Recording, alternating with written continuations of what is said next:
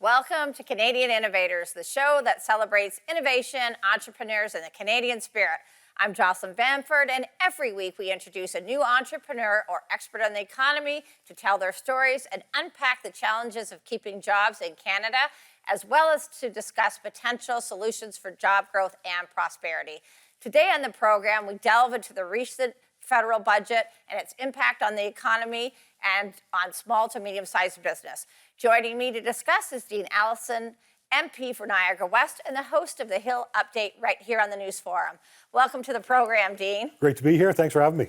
So, Dean, before we delve into the budget, why don't you tell the viewers a little bit about yourself for those who don't know you? Sure. So I was a small businessman for a number of years. I grew my business very fast and actually reached the Profit 100 fastest growing companies at one point in time. But then I decided I wanted to get into politics. And so back in 2004, I ran successfully for the Conservative Party in the newly formed riding of Niagara West. Excellent. So Dean, I know a lot of people that get into politics say it was really a calling. So what made you decide to make that leap from being an entrepreneur and into politics? Sure. I thought I was frustrated. I think as Canadians, we have the greatest country in the world. I think we all agree on that. But I really felt that we were sort of not reaching our full potential. We were not, doing all we could do. And I figured that we should, people need to get involved. You get two options, right? We can complain and do nothing, or we can complain and get active. And I thought if I was going to be complaining, I should get active. So I really got involved because I believed as a country we can do better. And I still believe that today more than ever. We have so much potential, natural resources, talented people, lots of water, lots of mineral. It's incredible what we have as a country. But I think how we manage those resources and our people, I think we could do some work on that. So now let's talk about the recent federal budget. Let's delve right in. Tell us about the good, the bad, and the ugly. Yeah, so I mean, I don't know if I could say it's good, but obviously they're not spending $500 billion, right? So they've reduced their spending, but it's still over $50 billion that we're going to have as a deficit. So I don't know how I can say that's a good thing, but they are starting to reduce their spending, which is important, and we need to get back to balanced budget. So the challenge I still have with the budget is it doesn't address what's going on with people, and that's inflation, cost of living, the price of homes, and the price of energy. So there's a number of things that they didn't really deal with in a meaningful way. And so remember, all those are on fixed incomes, our seniors, those that are vulnerable on the other end of the spectrum, they're still working class, are struggling with the cost of living right now. And I didn't see anything in that budget that's going to do anything for them to be and have more affordable living, number one. And number two, do anything in terms of affordable housing. Okay, so what do you think is the worst part of the budget? Where did they really fall down? Well, I think that, one of the opportunities they could have had is the whole issue of the cost of fuel, right? We got a carbon tax that's come in, and they are still raising taxes. And the reality is when you spend more money than you have two options. You could either reduce your spending or you need to raise taxes. And so they are raising taxes, and that is a challenge. They continue. The carbon tax went up on April the 1st, and we're at $50 a ton, going to continue to rise. And that is a big challenge because as Canadians, we live in this great geographically huge country where we need to drive our vehicles. We're in a northern country. We need to heat our homes. Those two things alone not only affect you and I in our personal homes, but they affect every business because they have to use transportation and energy to do their thing. So that's a huge challenge, a missed opportunity. And I think one that as we see the food chain and food supply coming under a lot of pressure, this is a missed opportunity for sure. Yeah, and it's getting more expensive to run your business, to operate your household. Tell us, Dean, what are you hearing from the people on the street in your riding? So a couple things. We're close to the border, and so there's certainly a number of people that still don't have access to go back and forth across the border. That's certainly one of the issues.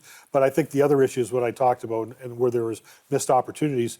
People's cost of living is incredible when you think that in most places in the GTA, you cannot get into a townhouse or a condo, a starter home for almost under $1 million. I mean, maybe in Niagara West we can get in for $600,000 or $700,000 or $800,000, but the reality is the cost of home ownership has continued to grow. And so I still see those three things: is the affordability of homes, I see the cost of living and what it does, and I see also the cost to get around. Remember, as I said, I'm from a rural riding. So people need their ability to take their car, to move back and forth, to get to. We don't have the subway, in downtown Casterville. It just doesn't happen. Yeah, absolutely. Expenses are rising everywhere and people are under pressure. We're going to go to commercial, and when we get back, we're going to talk to Dean a little bit more about some of the policies in the budget.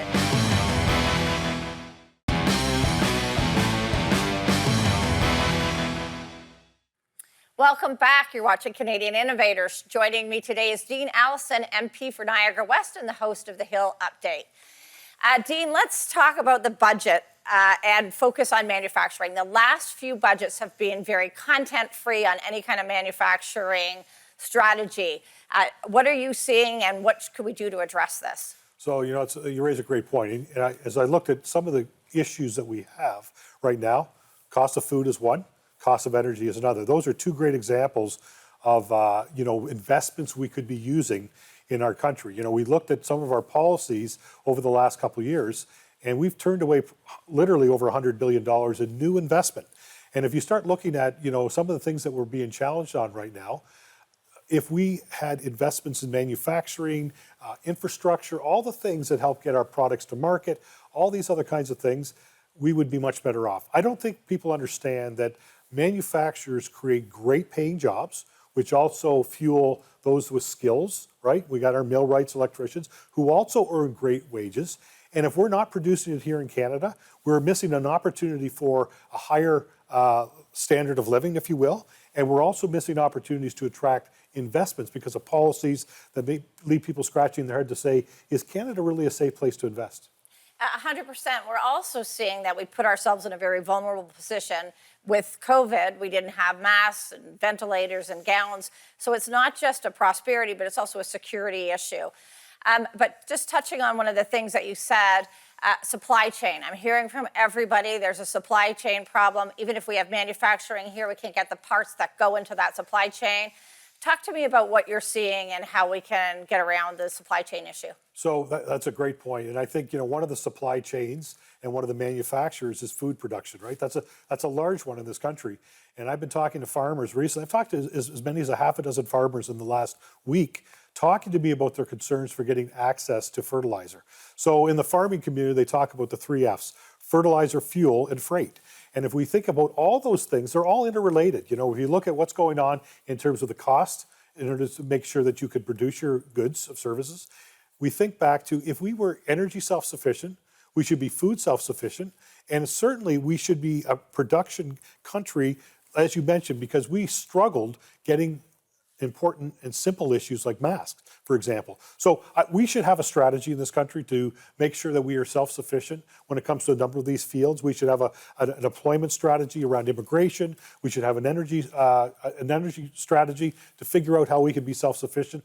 We have got all the tools in our country, but what we miss sometimes are the ability to get those things to market and create the climate that makes people want to come here and invest and people grow their jobs here. Of course, and we do have the greatest opportunity in this country. We have resources, we have great people. We've got things that other countries are envious about, but for some reason we don't seem to have a strategy to really utilize those benefits that we have for job growth and prosperity in our country. But Dean, I can't let you escape without talking about the Conservative leadership race. Talk to us about the leadership race and what you're seeing shaping up. Sure. No, it seems to be generating a lot of interest, as any leadership race will. We've got a lot of great potential leaders, and I think that's always good when you have a strong field. First 3 months is going to be selling memberships. The last 3 months will be convincing people, getting your actual ballots out and getting them back in by the first part of September. So, we're just starting to see where it's going to shake out now because there's still a deadline. I think we got certain deadlines have already been hit. So we know that we've got a number of people interested, I think up to 12, but there's still more targets to hit in terms of money raised, et cetera, et cetera. And so I don't think the real race will start, even though it's ongoing right now, until we find out what the final field is, which means we're going to have some debates. And then after that, looking at who's selling memberships and how well they're doing. So talk to us about those candidates that are the front runners and what you see is resonating out of their campaigns. Well, I think that we have to look at what's happened recently, most recently is earlier this year with the truckers' protest. And while not everyone agreed with the protest, one thing you can agree with is there was a tremendous amount of interest And there's also a tremendous amount of support from regular, everyday Canadians, regardless of their status, whether they're vaxxed or unvaxxed. None of that stuff mattered. People feel like the erosion of their freedoms is happening. It's well underway. And we see that with some of various legislation that is being introduced or will be introduced in the House. And so I think one of the things that we need to be mindful of is that people are very frustrated. And so any candidate that is talking about freedom, that is talking about reducing mandates, that's talking about choice and giving people an opportunity to live their lives in a way that's meaningful, those are the candidates that I think are going to do the best in this leadership race. So is anyone going to be able to catch up to Pierre? That's my question. That'll be yet to be seen. He's certainly filling a lot of houses up. Well, we're going to go to commercial break. We'll be right back. You're watching Canadian Innovators.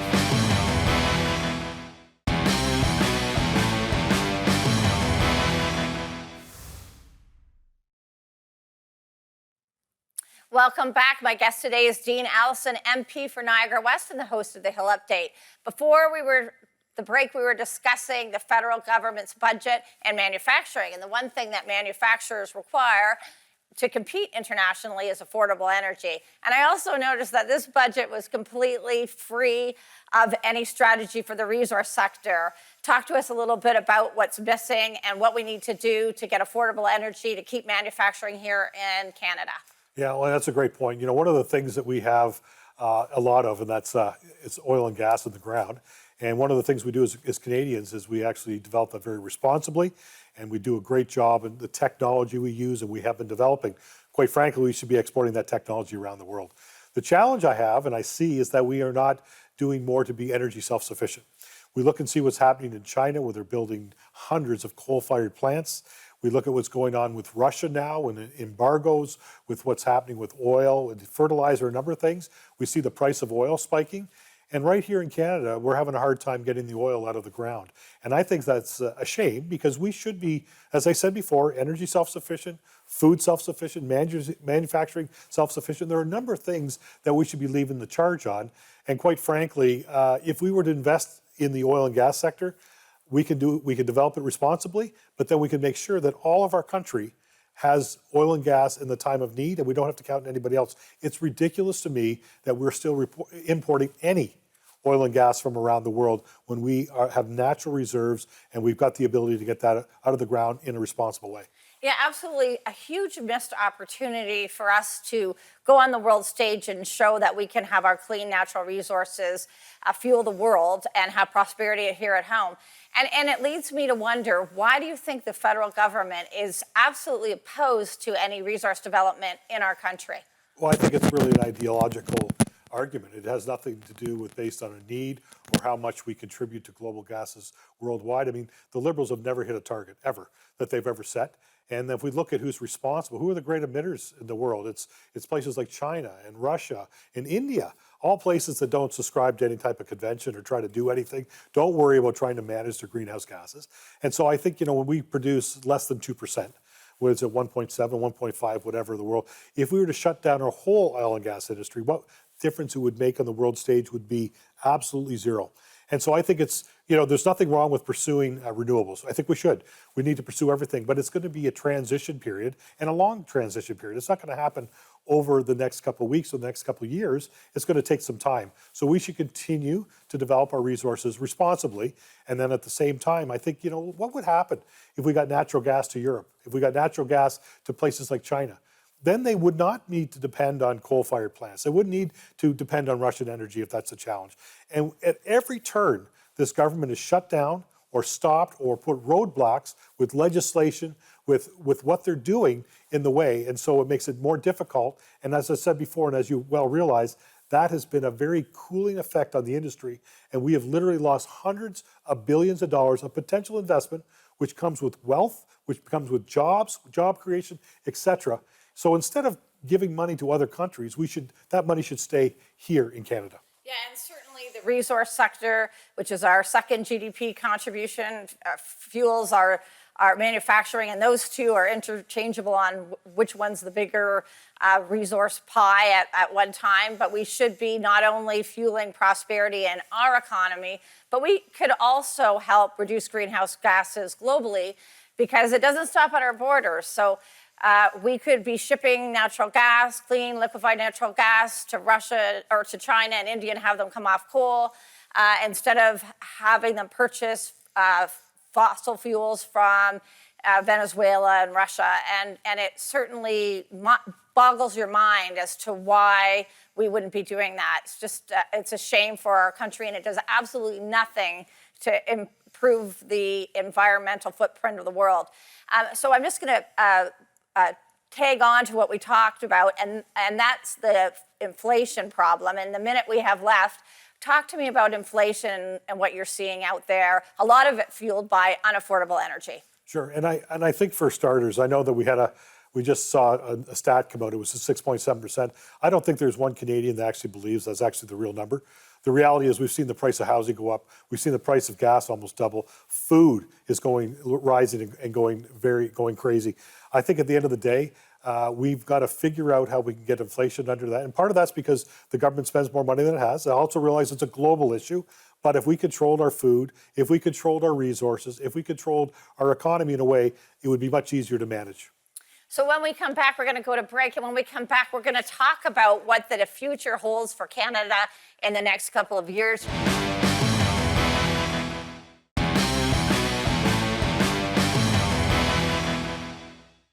Welcome back. We're joined today by Dean Allison, MP for Niagara West, and we're talking about the federal budget.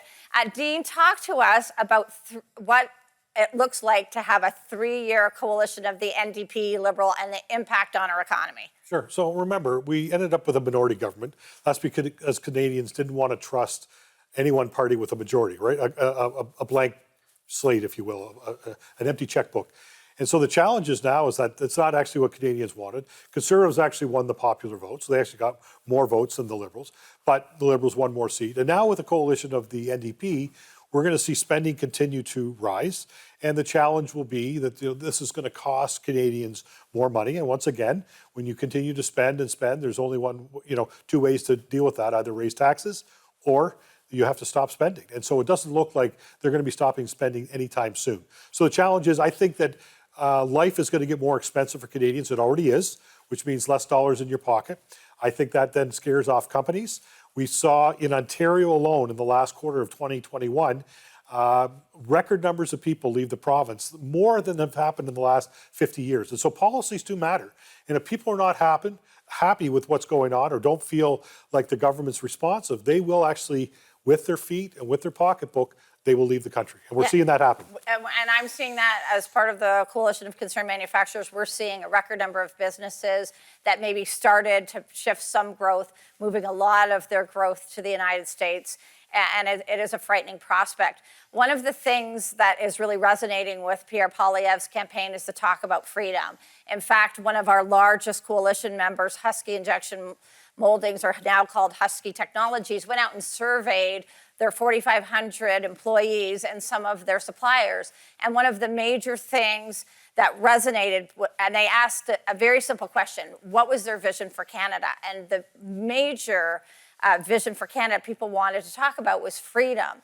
And we're seeing that resonating in the campaigns. But talk to us about what you think the federal government, give us their grade in the Freedom Index, in your opinion.